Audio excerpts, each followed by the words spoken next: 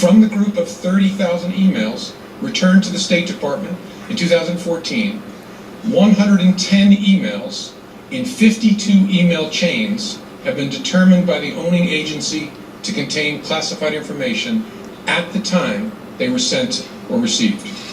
8 of those chains contained information that was top secret at the time they were sent.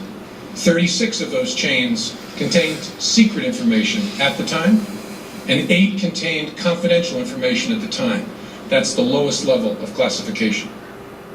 CW6 News contributor Kimberly Dvorak is here with more to weigh in and to explain where do we go from here. Let's start with Comey's decision not to pursue criminal, not recommending criminal charges.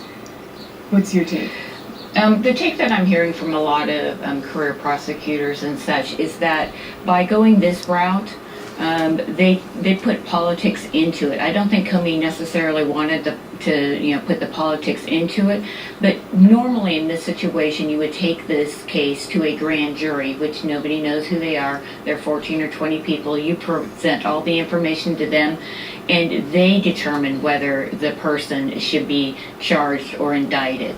That process was taken out of the loop, so that did not happen. So that put directly Loretta Lynch, who's the AG, the Attorney General for the country, is a Clinton appointee. When her husband was in the White House, he appointed her to the bench, and she stayed and was asked under President Obama, of course. So does this mean that Clinton is entirely off the hook here? Because the State Department just announced they're reopening their investigation into the case. The State Department will be looking at Hillary Clinton's aides that were part of this email scenario. You have the Congress now that will go back to the hearings that they had Hillary under oath for 11 hours and look at her statements she made and make recommendations and send them over to the FBI Director Comey to see that they can look at this. This will all play out over months, and presumably it would happen after the election.